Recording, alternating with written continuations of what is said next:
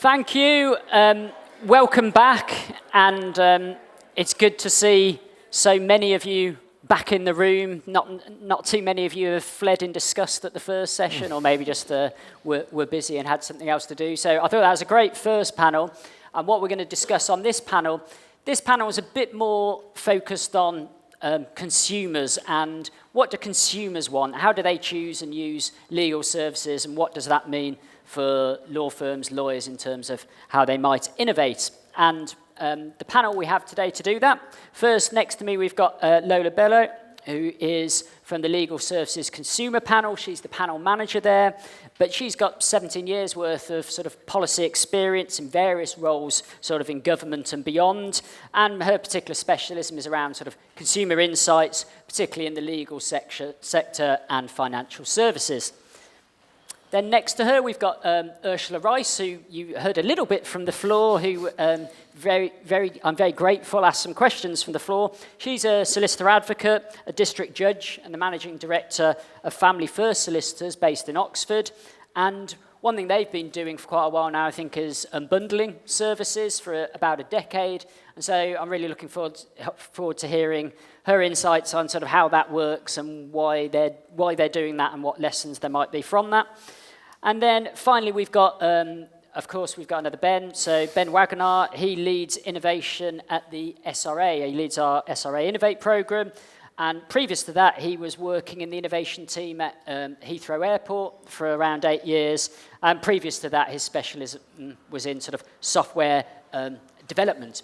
So that's our panel. Thank you all for joining us. Apologies from one of our panel members. You'll see that Liz Cole was on the agenda. Unfortunately, as I referred to earlier, she's unfortunately had to isolate due to COVID, so sends her apologies. But what that means is we'll just have more room for comments and insights and questions from the floor. So let's get going. So it's going to be a similar format to the previous session. I've got a few questions I'd like to ask the panel, but also I want to come to you as quickly as possible. But my opening question, and I'll start with you, Lola, and work our way along, is what do people want when it comes to legal services, and how do consumers choose legal services? Okay, so I think when it comes to what consumers want from legal services, it's not so dissimilar to what they want to get from other professional services. They want to be able to shop around. They want to be able to compare services. They want to see prices up front because they want to be able to make an informed decision. They want to be able to gauge the quality of the services that's on offer. And if possible, they want to actually be able to gauge and have an understanding of the quality of advice. They want empathy and understanding from their legal services provider. They want to be treated like human beings. And of course, consumers are not one homogeneous group. There are different types of consumers, there are different types of needs. They want those needs met.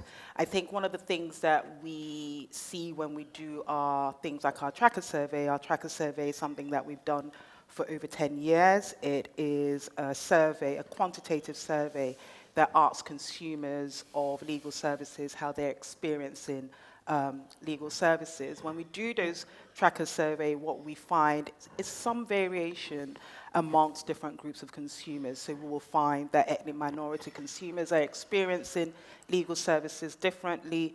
One of the things that has been highlighted is there's less trust amongst ethnic minority consumers. So I think in terms of what they want to be listened to. They want to be communicated with clearly. People talk about barriers to access to justice, and they often talk about things like money. But a barrier can also be how consumers are being communicated with. In terms of how they're choosing legal services, well, we know from our survey now that they're shopping around a lot more. I think that's really good news, and actually it is the first time that we're actually saying it publicly. We've seen at least 41% now shop around. That's an increase of about 10% from previous years. So that's amazing news. There is an appetite amongst consumers to shop around. And they actually want online services as well. There's less reluctance or less concerns around AI.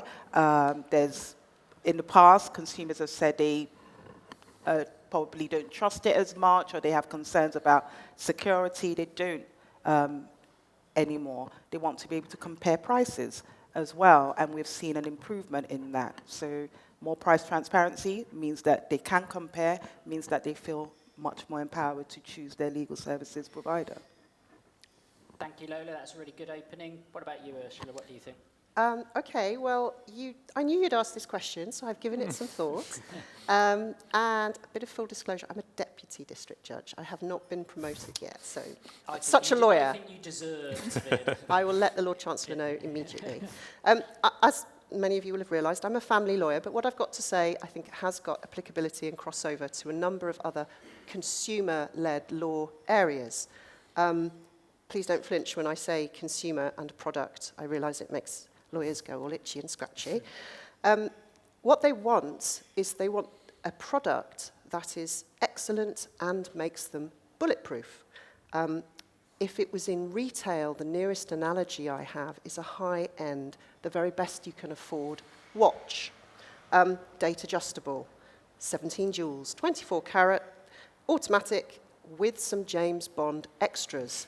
You can buy it in a shop, but it's just not an everyday purchase. Ironically, they find out whether their super-duper James Bond watch is a keeper after the case is over, and not before. Very, very similar experience to me and plumbers and builders. They want it fast. They want their advice as fast as they can get it. And in my area, nobody wants to buy what I'm selling, but tough, those that have to buy what I'm selling want to buy the best they can afford. And generally, the market that I'm trying to shop in, which is the market, the mid-market, not the high net worth business, not legal aid, they want it at supreme value. Note, I did not say price. They don't want the cheapest, but they do want the best value for money. So in terms of how they choose with all of those things in mind: speed, quality, value for money. And that's in their mind all of the time, no matter where they're shopping. They're shopping word of mouth, primarily, for those kind of consumer-led services. So I hear what you say, Lola, about that increase in shopping around, but word of mouth is part of that shopping around. And it's generally the driver of the highest value to the lawyer cases. They are also shopping on the internet, and the internet will bring you volume. So if you're not on the internet, then you're crazy. If I may, I'm just going to give you an example of how we operate that the best we can. We operate an unbundled, we call it pay-as-you-go service. Good news, it's super low tech. I will not be troubling Guy any time soon with a need for his product. So I might have it for other reasons, but not in order to deliver this service. So here's how it works. The client engages with us, but they act in person. We are not on the record. The initial entry level for this service needs to be very, very affordable if you want to appeal to the mass market. If you want to price yourself out the market, fine, you go ahead, but that's not my model. We do £60, and the initial interview takes as long as it takes. Personal best, 5 hours. I would not encourage that. That's the longest rather than the shortest. Yeah, 5 hours. yeah. Wow. It's very painful, and I got no work from it. But you need to be held to your word. If you say you're going to do a thing, you have to deliver that thing. You then do your further work at, speak it softly, Pavisha, the billable hourly rate. Those further pieces of work are always done by a pre-booked appointment. It needs to be video, it can be phone, it can be in person. What it isn't is chit-chat over email or letters. It is on the clock. That meeting with that person is on the clock. It is on the clock rigidly, openly, and honestly, obviously after a few preliminary hellos. The client needs to capture that advice, and the way they capture it is by either writing it down. Some of my clients record it, and the way I capture it is we have a preloaded template which makes sure that we, the lawyer, always ask the right area of questioning. And that, of course, includes planning the case forward. Planning the case forward means you say to them what they're going to need to do next, and they go away with a to-do list, and you tell them when they need to come back to you for advice. By default, that means you need to be an experienced lawyer to offer this. This does not work with your baby staff. It's all about your experience and your kind of crazy psychic abilities to know what's going to happen next. This is the good bit. You bill it immediately, and you get paid immediately. Your lockup goes to 25 minutes. My accountant still doesn't understand that that's the thing. He goes, I'm sorry, what? But it works. It really does work. You can use bolt-ons if you wish to for advocacy or other pieces of work. I've always thought that drafting a consent order is the one thing that will never properly automate. It still needs a human interface. Benefits, time. No more email ping-pong between you and the client. That stops your inertia, your procrastination, your constantly slicing your time and being pulled in 12 million different directions and then suddenly having burnouts. That really stops that. The instruction clarification loop. This is the bit where you, the clever person, have just explained something tremendously clever, like the Section 25 needs basis for a divorce, and the person listening to you isn't a lawyer, doesn't understand, and they need to go, sorry, what do you mean? And then you re-clarify, and then you understand from the funny look on their face that they don't understand, and you go back and round and round and round. And in that moment, in real time, you can clarify far, far more and move their case on for them with their to-do list. And of course, that leads on to something that's great for the client. They will lose 40 to 60% of the costs they would have paid you to ask the same question over and over again. Lockup I've spoken about. The other thing that's great for lawyers is complaints. We have hardly any complaints around this area, and the reason is there are two things clients in my world complain about. Number one, you dilly-dallied and didn't get there fast enough, and number two, it costs too much. And is there anything more useless than a family lawyer who has to dump you at the FDR stage just before the most important legal moment of your case because you've run out of money? It's like buying half a car. It's perfectly, brilliantly useless, even if it was a BMW or a Mercedes. So that's how I unbundle, and I hope that helps and explains what it means. No, it's brilliant to have that context, and hopefully people found that interesting, and we'll dig into a bit of the detail about how that works and what it means for consumers, and it'll be interesting to hear people's reaction and queries around that. But over to you, Ben. What about the sort of SRA perspective on that question? Yeah, thanks, Ben. So I think at a very basic level, we know that a lot of consumers aren't getting the help when they need it. So even before they've come to the point of selecting a legal service, they don't actually know that they need to go and see a solicitor in the first place. If you look around Google, you can see the quick fix sort of industry that has sprung up, where I've got a rowdy neighbour and I need this resolved. How do I solve that? And you can see that just in the search terms. They just want it resolved and not really sure how to take it on. I think also with our, you mentioned at the beginning, Ben, the Regulators Pioneer Fund project we did for the West of England and in South Wales, and that was around access to justice, and we built a consortium with university and local authority pairs in both regions. And what the universities did, they convened a number of local law clinics and advice agencies, and the idea was to try and surface what the provision looks like on the ground, what the customer experience is like, which we don't think was kind of asked before. But just because an advice agency is in place in a region doesn't necessarily mean that it's a great experience if there's a 6-week waiting list to see them. And then the university, from the research, we drew out some challenges, and then the university convened a number of innovators and startups and others to try and build solutions around them. And what we found at the research phase was quite fascinating. There was a lot around referrals among community groups. So Lola, your point around ethnic minorities, they tend to more look within their own community for recommendations to go for, and they might not necessarily go and look online. So although we've said in both panels now that the importance of having your own website and a presence, the importance of a job well done and in smaller groups or groups that are perhaps harder to reach, that's also really important. We also saw a little bit around the pandemic and how that shaped things, and we've talked about a bit about how video conferencing and e-signatures have really helped everybody. But in parts of Wales, we found that those that couldn't access legal services beforehand, mainly due to geography and travel, were actually even worse off after the pandemic because they might not necessarily have access to the latest broadband or the technology for webcams and so on to be able to speak to a law firm who were only really offering that service through lockdown, so actually disadvantages them more. So have to think about those things as well.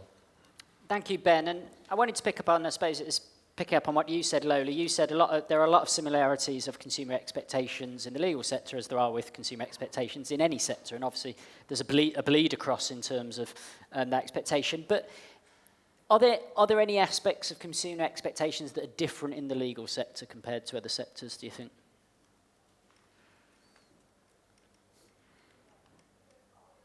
Not that I can readily think of. If we're talking about how a consumer chooses a legal service provider, I can't actually think of anything that stands out in terms of a difference. Yeah. I suppose there's the interesting point you raised, Ursula, that it's hard for a consumer to know whether they've got a great service often until, well, with wills sometimes until you're dead, but with family law, you might not know to the end of the process. Does that change the dynamic at all in terms of a different expectation? I think the expectation across the board, because it was in the earlier panel, people said, look, the solicitor brand is really strong. The expectation you're going to do a good job is built in. It's up to you to disprove it. It's up to you to get it wrong. It's actually the other way around. It's a bit like doctors. The difference being is that when people access a doctor, they don't feel like they have a choice. They go to their nearest surgery. Yeah. When people are accessing lawyers, they have a huge choice, and a choice that's really widened since the pandemic, because many firms like me have gone, why do I just need to service my local area? We just put our firm, all our SEO and all our language around our website into a national firm. We can't service all of England, but it doesn't matter where you are. I don't see why we can't service you through Zoom and electronic signatures, even in my low-tech, fuddy-duddy way. We still, we binned off paper, and that means we can also hire people who are not in our area. So sorry, I've gone off topic a bit, but No, expectations are similar in terms of excellence, different in terms of who my pool of choice is. And just to pick up on that, and I'll come to you, Ben, just to pick up on that point, so effectively you transferring from a local regional firm to a national firm because the pandemic has opened up. Do you think that is because consumers now are like, actually, I don't mind having video conference calls? It's entirely because of that. It's not weird anymore. Used to be weird and probably dodgy, and now it's not weird and it's not dodgy. It's super normal. So why wouldn't you take advantage of that? Yeah. And definitely evidence from our tracker survey confirms that. So it shows that more and more consumers are more comfortable, and they actually expect there to be an online service to access. But the dinosaur that had to shift in litigation, of course, is the court service. So the court service from the outside looked like we're going to go paperless in approximately 10 years. We're in pilot version -1 million. By Tuesday of the pandemic, we were doing everything online. So, the court service just switched over the weekend, and sort of 3 weeks later, invented court video platform, and bingo, all the litigators are now doing first appointments, Children Act stuff, court of protection, all online. And where's that taken us? It's taken us to transparency. So there's a real big bang in that regard, I would say. Yeah, I just want to develop Lola's point. She's absolutely right. Partnering the LSB, we developed a piece of research around social acceptability in technology. And Lola's right. The top 2 pieces of tech that were most accepted by both consumers and law firms were video conferencing and e-signatures. And then a lot further down the list were things like AI and chatbots, where I think there's a little bit of understanding, but the maturity needs to come in. But I do think, just coming on to the question, I think there's one crucial difference for the consumers in legal services and elsewhere, and that's the lack of any, or the difficulty in building a relationship with the consumer. If you look in most other sectors, you'll be familiar with customer relationship management or CRM systems. Places like Amazon do this brilliantly, where they can look at your purchases and make other recommendations. It's not the same for law firms. A lot of them can be distressed purchases. There are some cases, I think, for small businesses and some where you'll use a lawyer more frequently. And of course, in corporate corporate law, but for a lot of the members of the public, it's very difficult. They'll just jump up when they need that service. I know there was, and I don't know whether it's changed now, but a few years ago there's a stat that a small business is more likely to ask their accountant for legal advice than a lawyer, and it's partly because they have that ongoing relationship with an accountant, whereas some don't have that ongoing relationship with a solicitor or law firm. And I know there's some interesting, just aside, there's some interesting firms who are doing things around subscription models and stuff to try and get that more regular relationship.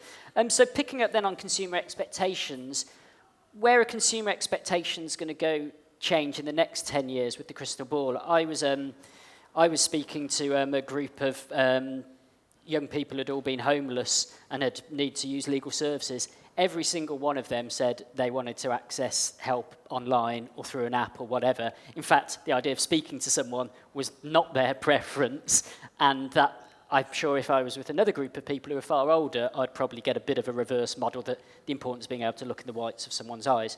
So I suppose on that, is that where things are going to go? Is it self-service? Is it tech?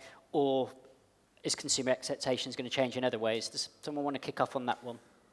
Yeah, I will, if that's okay. Yep. I do not think that in 10 years' time, the AI robo-lawyer will have replaced the person at the end of the phone.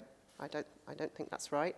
I think when you're in a pain point, whether it's the conveyance that's going south, or your divorce and your Children Act row, or the recent death of someone in the family, I think actually human contact is really important, and I think that's coded in to us. And I'm not sure that AI is at a stage where it can get anywhere near replicating that in the next 10 years. I could be talking rubbish. But what I do think is, I want to pick up on the topic earlier. I think Guy was saying, is it asynchronous? I don't actually know what that means, but I think what you mean is you can join in my real-time thinking and go, oh no, you got that bit wrong. This is what pay-as-you-go does. That's the loop that shortens and therefore cuts out cost, because I can be put right early doors, and that's something people will want. They will want to be in the thinking process. Because, and what the lawyers need to do is, you need to get out of this idea that you are just Mr. and Mrs. ready-baked solutions lawyer. Here you go, it's all perfect, the crust is perfect, the filling is great, this is perfect. It's okay to be part of a building process with your client in a lot of those scenarios. In fact, it's instructions on speed. Is that allowed at the SRA? There you go, that's what people are going to want. They're going to be.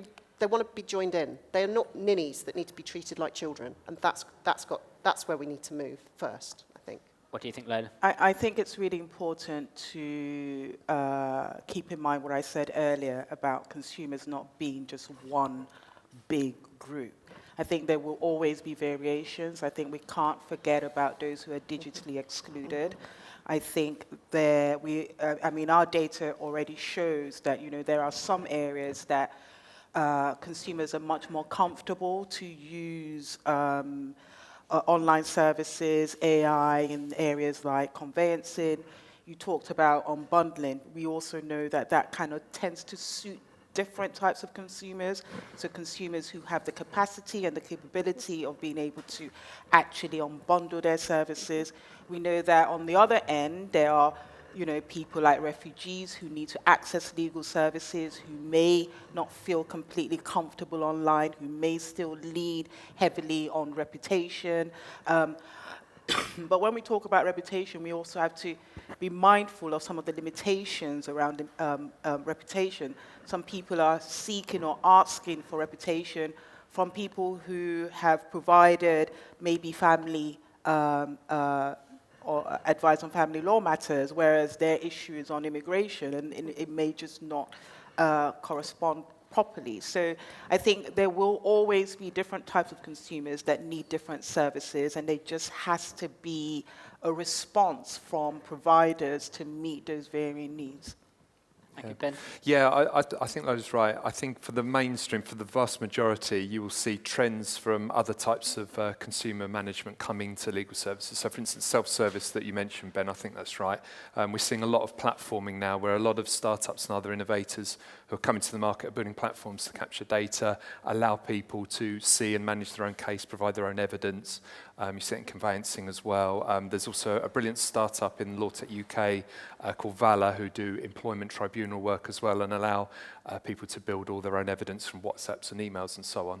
There's also a little bit around exception handling, which I think is to Lola's point, where it isn't for everybody, and that's where you do need a human touch.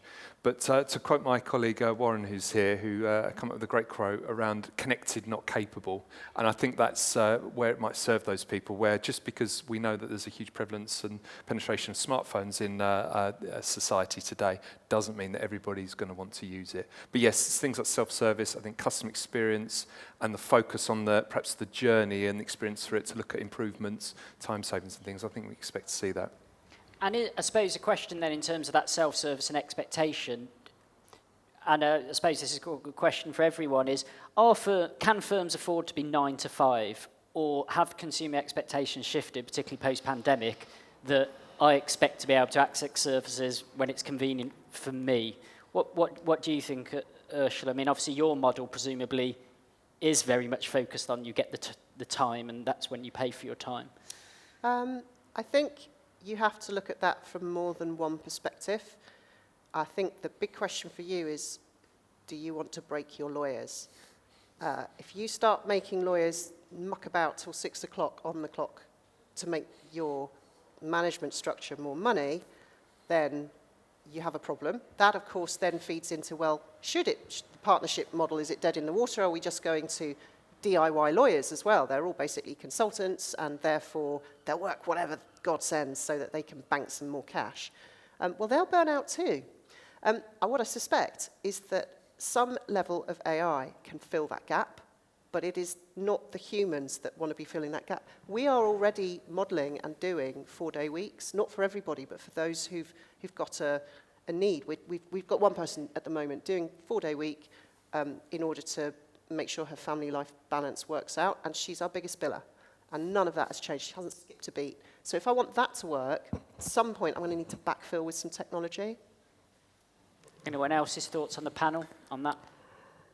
I mean, I would love to see more flexibility in the opening hours of law firms, for example. Much the same as we're beginning to see some movement where doctors' offices opening up. I think they trialed mine for the weekend. I think I can go to my dentist now on a Saturday. I can't believe that it will be so difficult to build in some of that flexibility. I think we're all expecting flexibility in our own offices, in our own lives, how we work. I think we will begin to expect that of our professional services because of just the way that our lives are designed these days. Yeah, this is about touch points as well. So in the past, you would have visited your solicitor in person or picked up the phone to them or even written to them, of course. But now you've, of course, got a website and email, and as we've been hearing, WhatsApp and other apps as well. So those contact points can help, as we're saying with unbundled services, help move your case or your engagement with a solicitor on.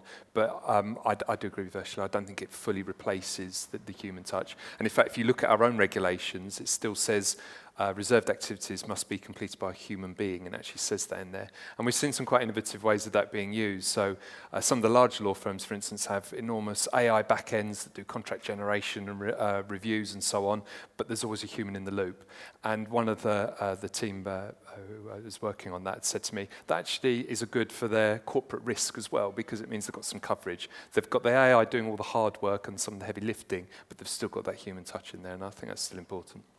Is there anyone in the audience who's got a firm or business who's moved towards more flexibility or providing services outside the 9 to 5?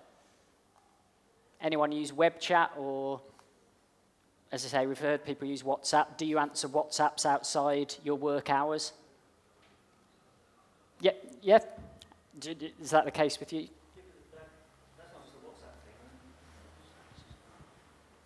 I'm sure we're not not the only firm that for at least the last 20 years has got their mobiles and emails on their cards, and if someone phones me up on my mobile or sends a text and I've got it on, doesn't matter if it's 11 o'clock at night or whatever, then I deal with it. I've got some American clients and it suits them at 1 in the morning, and if it coincides with American football game, then yeah, I'll be available. If it doesn't, I won't. You're looking well on a man who's answering calls at 1 o'clock. I didn't last night. Yeah, right, yeah, well, that's good to hear. I mean, it's interesting, when we were in Cardiff, there were some firms who in the audience who were using web chat, but they had staff, to your point, Ursula, who actually wanted to work evenings because of childcare responsibilities. So actually, having a lawyer online between 9 and 11 worked really well. Now, that was the situation that worked well for their firm, but then meant actually it worked quite well for their clients. Though their web chat service was so successful, they've had to outsource it to Vietnam, where I think they have effectively a template to answer from, but that is in response to the demand for that service. Well, I think the point to raise here is that that's not healthy. In a war for talent, I mean, with respect, not that sort of respect, good respect, not lawyer talk respect. In a war for talent, I look forward to announcing to my staff, by the way, you're on call for your American clients or for your outside of time zone clients or even your English clients for, up to noon on a Saturday. They just go, what? No, bugger off. It's just, the well-being factor has to matter. And to my mind, I'm not convinced that I personally am not prepared to build a firm that is built on late-stage capitalism eating my people. And then me going, oh, where have all the people gone when they wander off to somewhere smaller, more high street, maybe with pink ribbons around their briefs to council on paper, okay, but are doing 9 to 5. All right, I will concede that the lunch hour where the firm shuts between 1 and 2 needs to get in the bin. But that's a thing. That's totally a thing, and in high street. But we don't do that. But if well-being is to matter, it has to stand. I will not have my emails to my phone because I don't see why I should have my emails to my phone. If I'm on the computer, I'm on the computer. Your friend, for lawyers who are having a well-being problem, is a bounce back on the email saying, go away, I'm not looking at my emails today, and I will answer them at such and such a time, and here's your alternative contact, and then to go offline. But if you turn the humans into the robots, you're right down the wrong road. AI is the place that needs to pick it up. That's a different vibe. Yeah, really interesting. Ben, did you want to add to that? Yeah, I think that's right. There's something about, we talked about the human touch as well, but also there's some evidence that consumers are now choosing services in all sectors based on ESG credentials, so how green they are and so on, and also with well-being. And I think if a consumer was to know that there's a firm that was doing that, making their lawyers work all hours, your example forgiven, they might look elsewhere. They might want to work with someone who puts their staff first. I'm going to disagree slightly here because I don't think that it's mutually exclusive. I don't think that what I'm suggesting, for example, is for lawyers to work all hours. I think what I'm saying is you can have a firm where it suits your staff to have flexibility in the way that they work. So you might have somebody that has young children that might actually not want to work 2 days during the week, but is prepared to work from 9 to 12 on a Saturday, for example. And that might also suit your client. So that's what I'm talking about, not working all hours, but also putting consumers at the heart of the service that you deliver. And if that means that you can structure your organization in such a way that some service is available to consumers when they are available, then that's a good thing all around. That's really interesting. It is a really interesting challenge, that balance between your well-being of your staff, changing consumer expectations. Ursula, going back to your model, so what happens if in this pay-as-you-go model someone doesn't pay? Okay, hands up who has unpaid bills of more than £200, or maybe let's go a bit higher, let's go £350. Yes, excellent, yeah. Okay. Worst case scenario. A good number of people for the camera. Yeah. Worst case scenario, you might end up with an unpaid bill. Oh, okay, let's go even higher, £600, maybe 2 hours of your time. Is that guy ever going to get your love again? No chance. Will they be back going, I'm terribly sorry, here's the money for the last time? And that time, of course, you'll kick them off your pay-as-you-go model. Mm-hmm. It's just like they play by the rules like they've signed up to, and if I want to, I can sue them because I have a retainer that's pre-built that deals with all of this and says exactly how they're going to access my system. They've agreed to it.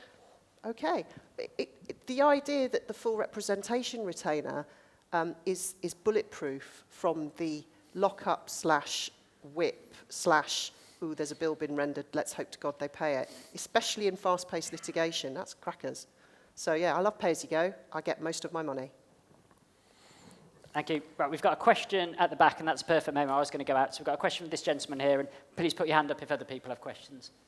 Yeah, hi. It's Ursula, yeah? Yeah, For Ursula. you, this unbundled system, which is, we use it sometime as well, piecemeal sort of instructions. What I want to understand is, do you still do the prerequisite work with client care and authorities and all of these things? Because when we onboard a client, normally, we will then have an array of work to be done in order to be compliant. Now, with this unbundled or piecemeal sort of working, that how do you approach that? Do you still give them out of client care, and do you still get a letter of authority from them and do that prerequisite work in the same fashion? Or is it something you hand out as a leaflet and say, well, this, a product, and we're going to give you an hour or so? So this is something which I want to understand from your perspective. Okay, so most lawyers do piecemeal work all the time. They just don't know they're doing it. What you have to do is you have to boss your clients. And that means you do need an environment which is compliant. And you have to be super clear, firstly with your staff, about the 2 flavors of service that the client can buy. And is it this one, full representation, give me the money, here's your normal client care letter, I'll do some work, then I'll update you. That's one thing. Or is it pay as you go? And if it's pay as you go, your retainer looks different. You are not on the record. You may think very long and hard before taking on a case that has already got some history, because you then have to do a bolt-on piece of work, which you charge for separately, to read through the file to make sure you understand what moves have already been made, at least in my family law environment. So it really does work, but what you have to have is a system. If you don't have a system, you're just mucking about and probably losing time, losing money, and really exposing your risk levels. So yeah, you've got to have systems. Thank you. Really good question. We've got further questions from the floor. Okay. As we don't have one, I'm going to ask you a question, Lola. Obviously, the SRA brought in new transparency rules in 2019, I think it was, 18 and then 19. Fairly controversial. I remember sitting on platforms, getting a reasonably hard time around that stuff. What's your perspective on how that's panned out now? We're sort of 3 years into this. I think it's been great movement, and I think providers are beginning to respond really positively. The consumer panel did campaign very strongly for those transparency measures, and I think that they're finally embedded. So looking at some of our tracker survey findings, we're seeing that it is easier now for consumers to compare prices as opposed to 3 years ago. That's good news. That means that there's more information around pricing. That means that it's easier for consumers to compare. That obviously then means that they can make better decisions. That also means that the environment is more competitive. Consumers are also reporting that when they go onto service providers' website, they can see things like who's going to be dealing with their legal matter, how long it's going to take. All these are not information that used to be there readily before. They can now see this information. These information is helping them. So I think, broadly speaking, it seems to be embedding. It seems to be moving in the right direction. Of course, there's still areas that need some improvement. We still need some more information around quality indicators so that consumers are not just making decisions based on price. And we also still need, just looking at the broader legal service sector, we also need to be able to compare cost better amongst different types of legal services providers. So if I'm shopping as an individual, I may want to compare what my solicitor is offering against what a conveyancer is offering, for example. those sorts of comparison, making it a little bit more clearer, which would require regulators to work together. I suppose that's the next level. Thank you, Lola. And interesting, the research does show that the price transparency, actually, lawyers are more affordable than people thought they were, and actually that has helped bring out that. But does anyone, comment at the back there, and is it a question? Yeah, we've got a question here. I have a question to Ms. Bella, or actually to the whole panel, and it's a question about trust. So one of the tasks the solicitors have to do, they have to build trust and confidence with the clients. And the question is how a legal tech startup can build trust with the online consumers of legal services. And are you talking about an unregulated provider? Yes, unregulated, or where it's not yet defined whether it will be regulated or not. Okay. Thank you. So I suppose, and it might be, Ben, perhaps we go to you first on that one, because I know you speak to a lot of both unregulated and regulated providers who are providing tech. That trust question is a really key one, isn't it? Yeah, it is, and we are seeing more of the innovation, I think, coming from the unregulated sector because it's a bit easier, and if they're selling those solutions to law firms, they then have the burden of being regulated and so on.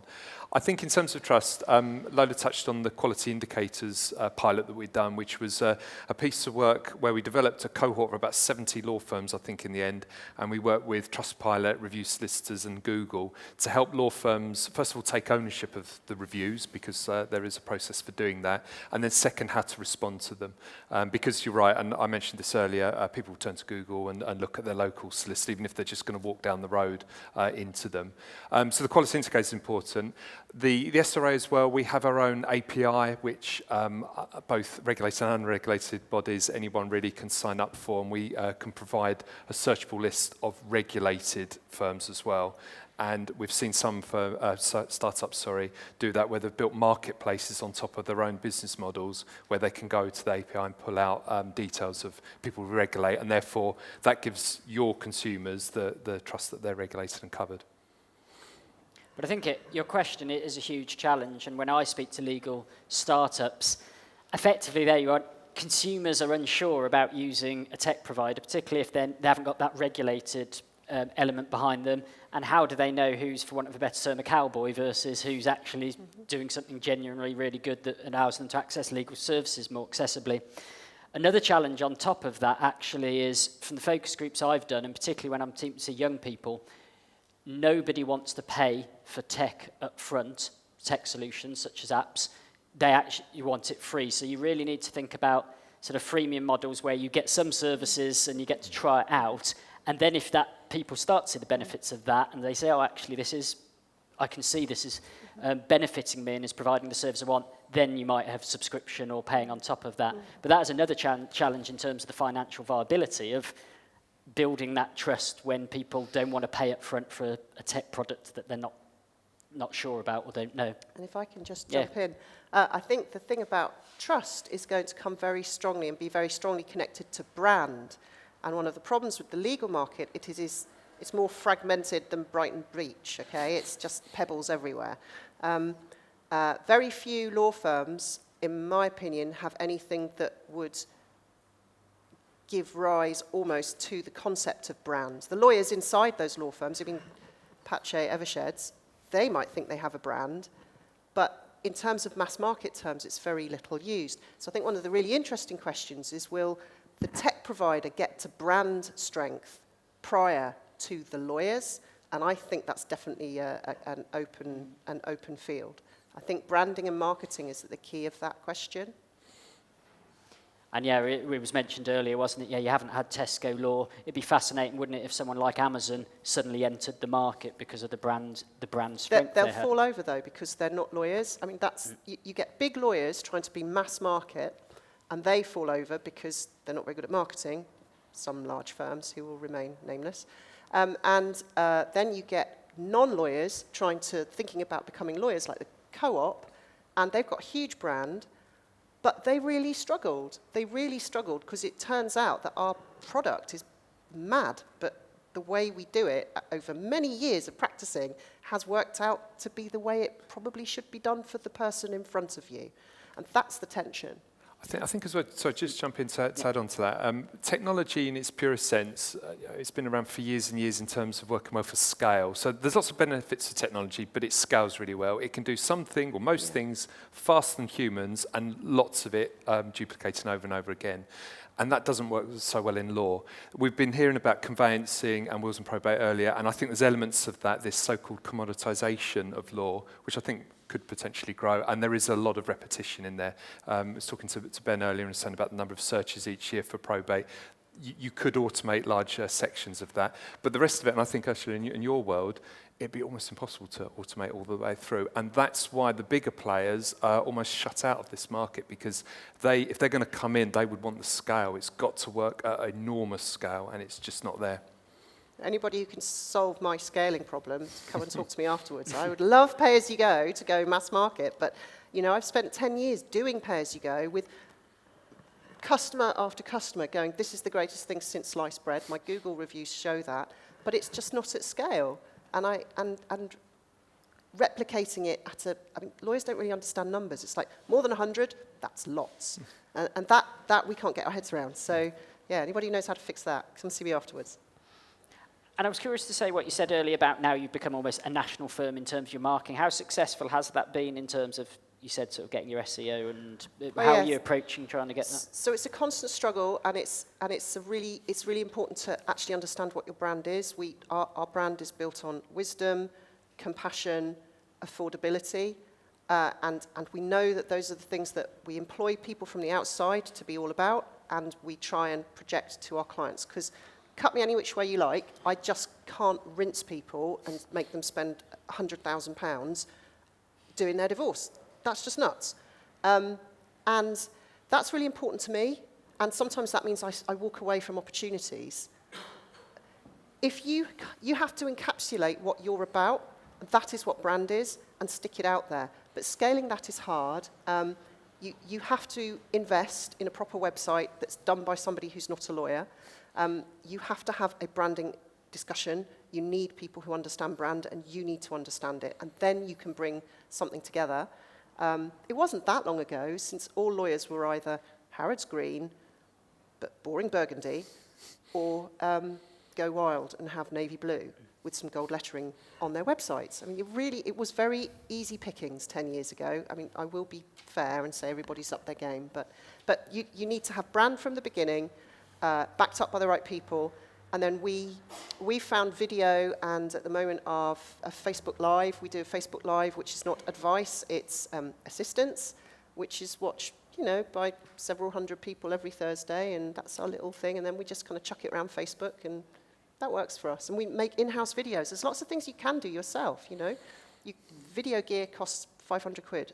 Sorry, Mr. Man with the camera. Not proper video gear, but good enough. Good enough for jazz. And I think one of the questions from the earlier panel was talking about sometimes you just need to, or they were essentially saying, just bash in there with something that's 70% good enough. That's what Steve Jobs did. He went, iPhone, looks good from my house, let's launch it, and then you fix it as you go along. That's okay. I mean, it's interesting into obviously my background, sort of marketing and comms. The pandemic has actually, and there's research to show this, people don't want actually polished videos anymore, and that shifted quite a lot in the pandemic. I mean, you just have to look at TikTok in terms of as a platform, the roughness and authenticity of it, and the fact people are having me presenting with their cat in the background and kids running around. Actually, that's not a problem in a way that 5 years ago, I think some marketers were going, that looks really scrappy. And so I think there is a real opportunity, particularly for smaller firms, that is how expectations have changed. Lola, did you have a view on any of that? Do you think consumers' expectations have changed out of the pandemic?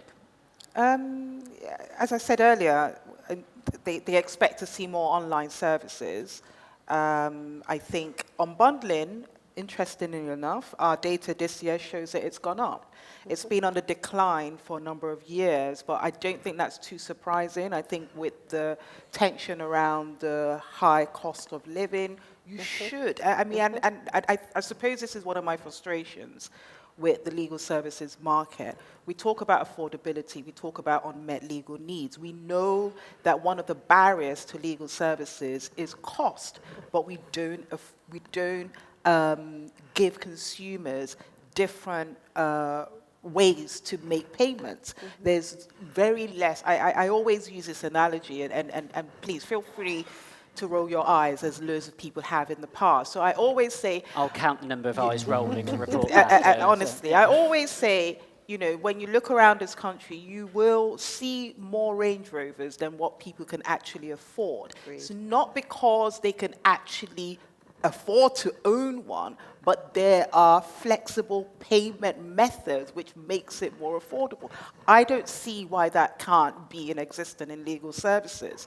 And so for me, things like unbundling is very, very exciting, because it means that someone either has certainty about how they can pay, or more importantly, it brings down the cost of their legal services. And that will only be even more important to consumers as we go along. I'm interested to know if anybody who's a lawyer in the audience actually does unbundling in any significant way. Yep. Any show of hands? A little bit here. Do you want to get the microphone to this gentleman here and ask how he sort of half and half does unbundling? Yeah. What's the experience? Yeah. Sorry. So Ben. we give our clients options. So similar to what you're saying, is, you know, what works for you. So we were part of the review that you've done, and so we use review solicitors. We've really pushed our Google, and we started using Trustpilot. That's had a really good benefit. Unbundling's still quite new for us, mainly in the family law area, actually, because I think that was where you guys started it. We haven't really tried it anywhere else yet. We offer a lot of fixed fee work, so we know that the consumer wants certainty over the cost. So you also get certainty over scope, and it is an unbundled service actually when you do fixed fee work, because it's a piece of work. So we spent a lot of time developing a web page where you can put in, it's for probate, so how many executors you've got, how many beneficiaries, how many banks, and it will spit out a fee, and that's a certain fee, and it won't go above or below that. Yeah. And is that proved popular? Yeah, that's very popular. And actually, we get work from, so just naturally, the Google ranking, we're number one if someone puts in probate fee calculator. Wow. Yeah. Anyone else want to either share experiences, or we've had fewer questions from the floor. We've exhausted ourselves out. So yeah, a question here. Hi. So I feel very passionate about people who have never encountered any legal service providers before. They found themselves in a tricky situation, and it's the first time interacting with a law firm. Of course, the problem with review systems is that you can have disgruntled clients, and how reliable they are, we don't know. But I wonder what your thoughts are on developing a system where a consumer could check whether what their solicitor is doing is actually the standard, or if it's normal, or if it's high quality. And I know it can be challenging because it, of course, puts people on the back foot. We all can get a little bit awkward about this kind of stuff, checking somebody's homework. But for some people who have never experienced it, and I've seen it work in the past in-house, they are not represented in a very efficient way. And I wonder if it's because they just don't know, because they have no way of knowing what good looks like. It's a good question. Similar with a rubbish doctor, how do you know they're giving a bad diagnosis? Or a rubbish lawyer, how do you know they're doing a rubbish job? Is there any solution to that, or is the solution that you need to make the market as competitive as possible, so if they keep on doing that, that surfaces? I think I mentioned earlier about our API, so you can pull through regulated solicitors who obviously, under our regulations, have to meet certain standards, so that should give a little bit of reassurance. And then again, it's the same as the quality indicators pilot, which is using the Trustpilot reviews, and where we've provided support to law firms to help adopt this. I think it's a combination. And actually, it's worth saying from my own experience, consumers are actually relatively savvy, or they're very good at aggregating. So they might jump to one review and then go and look at some others, and evidence of that has come from Amazon, where they say a lot of people jump to the one-star reviews for products because they want to see and try and work out why people discovered it was, or decided it was a one-star, because the postage was late and so on. One thing I just want to add on to the previous point around payments, in the LawTech UK startup, there was a startup called Feesia who are doing just that, where they pay literally the next day, I understand, the law firm the full retainer of the bill, and then they have a monthly payment for the client to fulfill. And secondly, there's a little bit of research we're starting to follow up, following on from some of the LSB did a few years ago around legal expenses insurance. There's a lot of products you can buy with car or house insurance and other things maybe provided by employers, which gives you access to legal advice. And there's a real paucity and awareness of this. A lot of people don't realise they actually have it. And it could be quite a big access to justice piece as well.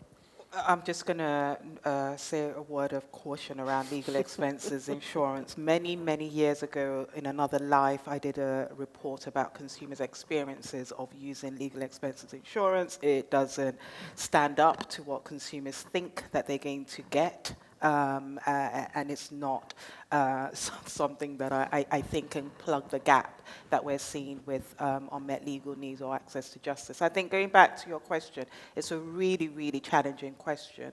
Ben has rightly mentioned some of the quality indicators work, but of course that lends itself to service level quality, not necessarily the quality of advice, which I think is what you're trying to get at. It's really difficult. But as Ben said, that's where we would expect to lean more towards the regulators doing a lot more in terms of making sure that lawyers, solicitors are, that their ongoing competences is up to date and up to par, and hopefully, perhaps in a few years, that we can actually start having some sort of aggregate data information around peer-to-peer reviews. Question here at the front. So how much, I've just thought something, when you're doing your research, how much are consumers looking at accreditations like CQS, Lexel? Not a lot. Okay. Well, They find it quite job. confusing. They find it quite confusing. If I can chip into this part of the discussion, nothing beats the hive mind. So I think it's the Amazon type, the review, the agglomerate reviews, where people will go to 1 star. What's the worst of it? Oh, their office is a bit scrappy. But the 5 stars are all about how he smashed it in court for me. And that's the trade-off that a client can make. I think it's very, very important that whatever happens between, I say us and the regulator, I'm sure we're all on the same side, that there's no race to the bottom, buy cheap, buy twice, and it's not tins of beans. And I can't change that. Yeah, we're definitely not regulating tins of beans. Chance for, Guy, did you? Yeah, I had a thought. It's not so much about whether a law firm is good or not. When you're going online and you want to see, are they good, are they a 5-star or a 1-star? But when I'm shopping for legal services, what I'd like to know is, has this law firm done this thing before? Yeah. I've got a very good lawyer who helped us with some work, but when we wanted to draft a SaaS agreement, she quoted me that it'll take her 15 hours because she'd have to do a lot of research. So I think that that's something that you don't really see a lot when you're on a lawyer's website. What exactly do you do? What don't you do? Can you break it down? Can you, my brother has a law firm in South Africa, and they've literally got a price list. They say every single contract they do and how much it costs.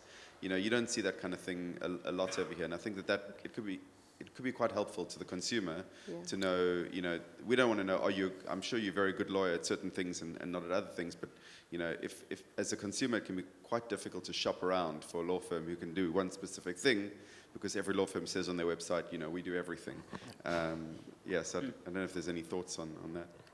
So in our survey, we asked consumers what their key choice factors are. Reputation, obviously number 1. Second is price. Then you have specialism. Then you have whether or not the firm has a local office. And I can't remember the last one. So everything that you've said, absolutely right. You should be seeing a lot more around price transparency, because it's now a rule. You should be seeing a lot more around even specialism as well, including timescale in which a matter will take.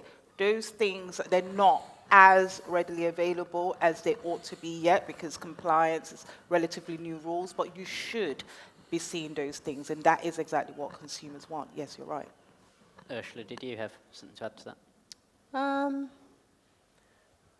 Family law doesn't have to have prices in the same way as conveyancers and probate lawyers.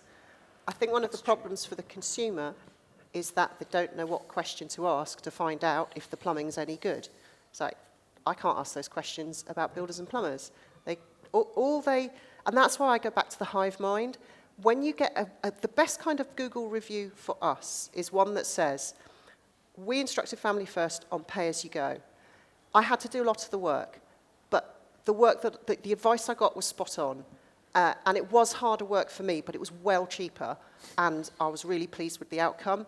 Full stop, the end. You know, it's quite a narrative review, and it's getting more of that. It just sorts itself out. This is what I mean about aggregating, because if you looked at those 5-star reviews and you looked at a common or garden law firm and it said, this guy smashed it out of the park, got me a great outcome, their case could be completely different to yours. Absolutely. And you can't compare the same. So there's a risk then that you get it wrong. Yeah.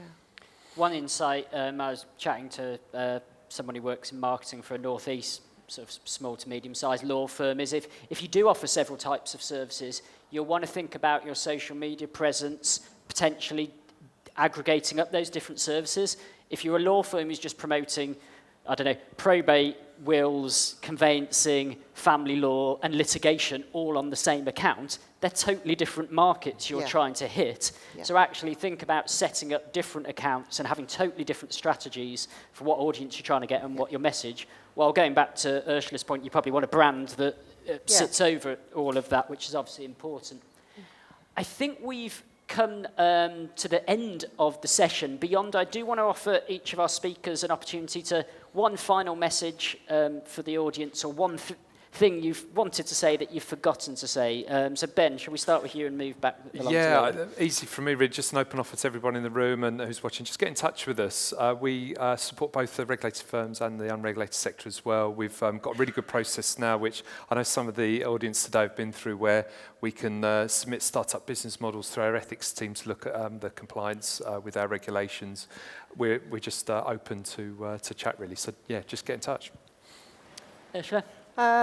If the profession is minded to take it up, and if the regulator wants to push it, that is unbundled services in consumer law, then I think the regulator or the Law Society or whoever, but somebody who's bigger than just one firm, needs to pick up the baton of facilitating this. This is a great start, but it's about consumer education and then getting the profession to join in with it. We are too small on our own because of the fragmentation problem to push this out at mass market. I tried. I'm just looking after me. If you want to help me push it out there, more than happy to do it, but I haven't got the muscle on my own. And just to add to that, we are doing this pilot around building on that, around unbundled services, to look at what the opportunities are, what are the potential barriers, and how we can try and see if there's potential for it to increase access to legal services through that. Lola. Okay, so on that note, I'm going to strongly support what Ursula has said, because from the consumer panel's perspective, we are really keen on ensuring that access to justice is broadened, that unmet legal need is reduced, and so therefore unbundling is just one part of that, but it's an important part of that. But it also links really nicely with this morning's session around law tech as well, which is a way in which things can be unbundled as well. So all around, I'm just going to support that move for more unbundling in the sector. Thank you. Thank you to our panel. Thank you again to you. Could we have a round of applause for Lola, Ursula and Ben, please? Thanks. Thanks, Ben. I've really enjoyed this morning, and I've really enjoyed the sessions, but it actually doesn't matter what I think, because I'm more bothered about what you think, and you should be getting an email after this asking for your feedback. It's vital we get that feedback so we can work out what's worked well, whether you like the format, what we could improve on. You can be as brutal as you want with me, as I work at the SRA, I'm paid to do this, or you can lay all your love on me, or you can also, sorry, I had to get one more in there, didn't I? But please be kind to our panellists who have all volunteered their time, and I think all have done a superb job. So thank you to everyone on the first panel and also the second panel. They've all been super troopers, and we would love to meet you for lunch afterwards. If you're around, we can have some food. We're more than happy to chat. But otherwise, thank you for coming, and I hope you enjoy the rest of the afternoon. Okay.